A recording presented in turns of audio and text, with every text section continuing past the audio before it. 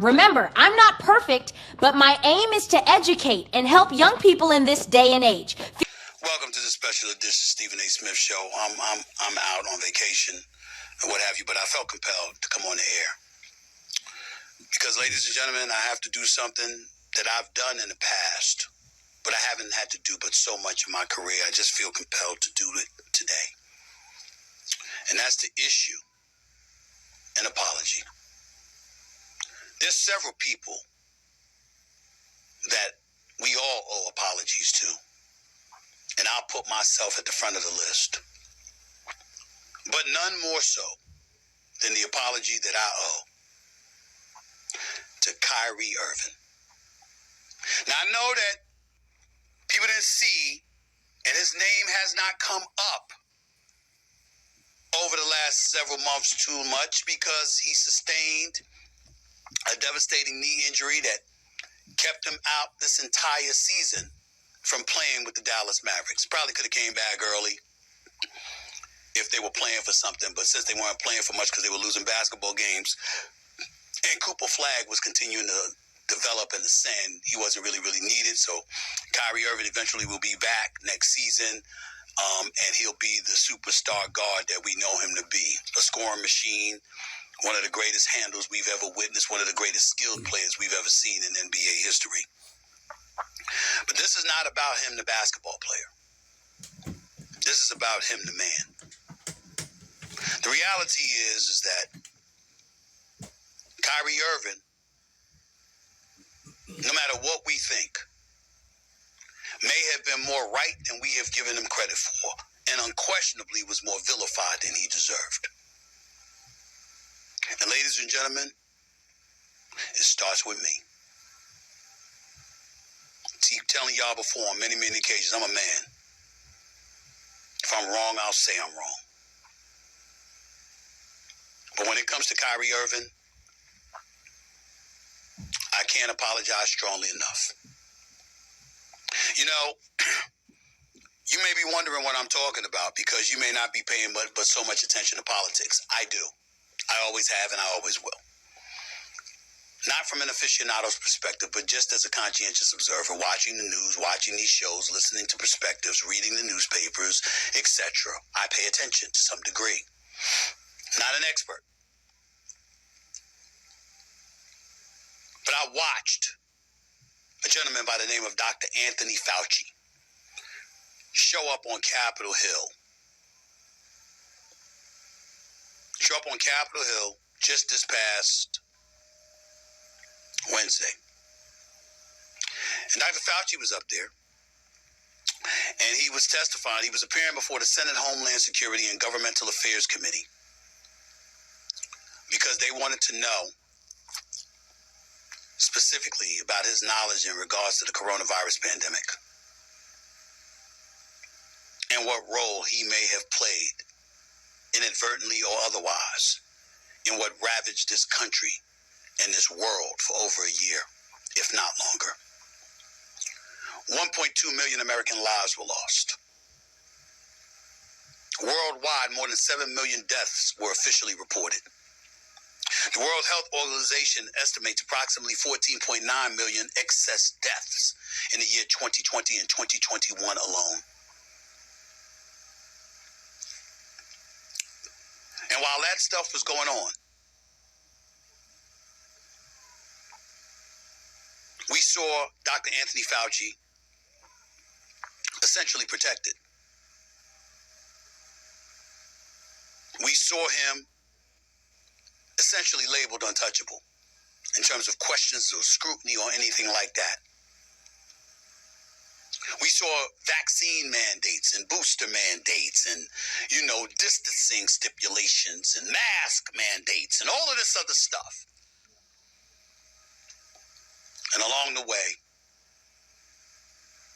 there were a select few individuals in the world of sports, especially, that stood up and said, nah, I'm not down for this. And it was people like me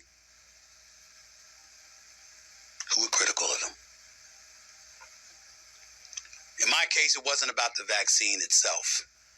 It was about the fact that from a societal perspective, if we all got to deal with it, we all got to deal with it. And I looked at a willingness for one to sacrifice themselves for the betterment of the team, even though you thought something would be unhealthy for you, potentially. And I felt like it was worth the risk. I didn't want to take the vaccine, but I took it. Millions of other people didn't want to take the vaccine, but we took it. Why? Because there was a mandate that was handed down. And if we weren't willing to meet that mandate, our jobs, our livelihoods, if not compromised in a very significant way, would be completely stripped from us.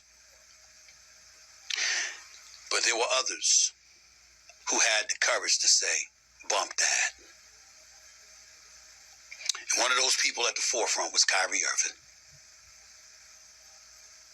I bring his name up because I had my issues with him from a leadership standpoint, never as a player, because he's sensational, but with him in terms of leadership. And I didn't look at it as being courageous. I looked at it as being selfish. And I watched Dr. Fauci on Capitol Hill yesterday. And the person I thought about most was Kyrie Irving. There were others. Aaron Rodgers, then of the Green Bay Packers, before moving on to the Jets and ultimately Pittsburgh Steelers. There was Novak Djokovic, greatest tennis player in the world. There was Bryson DeChambeau, golf's. There was Bradley Beal of the NBA, Jonathan Isaac playing for the Orlando Magic, Bradley Beal playing for the Washington Wizards. There was Kirk Cousins for the National Football League as well. There was Tyler Perduzzi for the Detroit Red Wings in the National Hockey League. There was Andrew Wiggins for the Golden State Warriors in the NBA.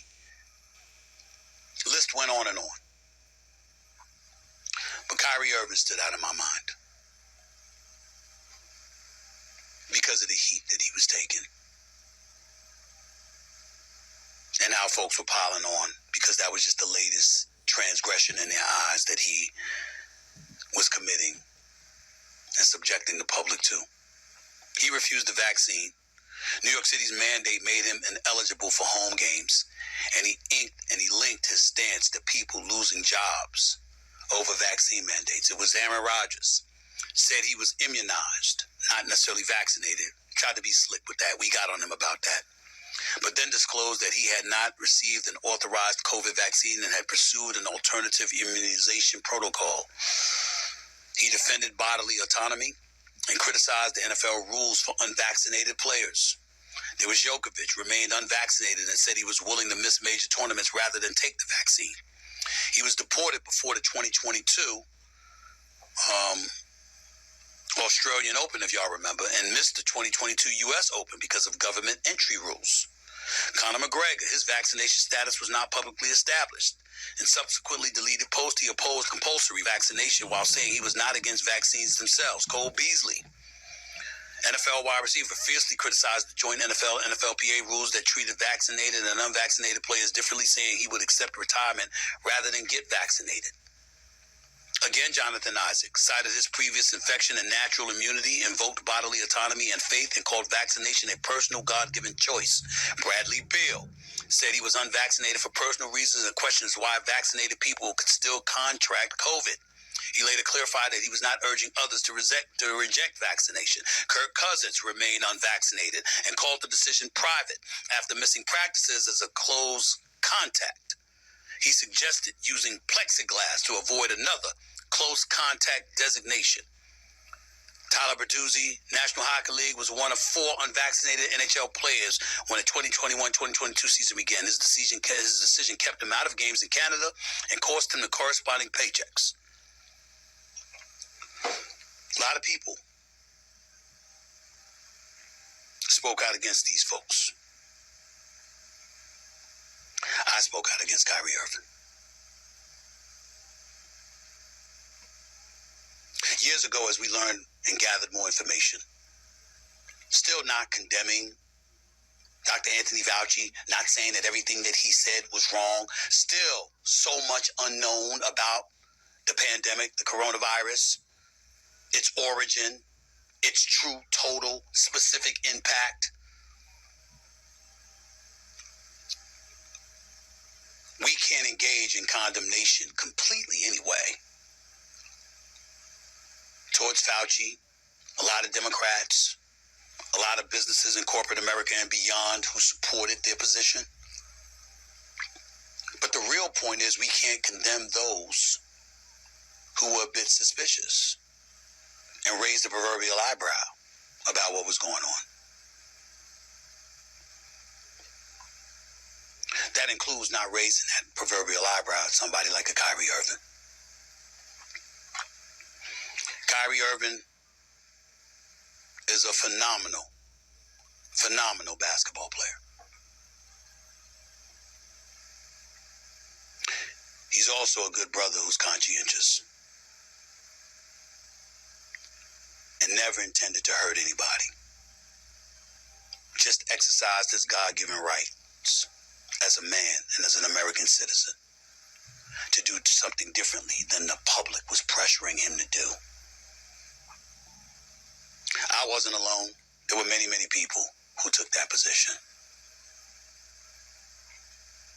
But they were wrong. And I was wrong.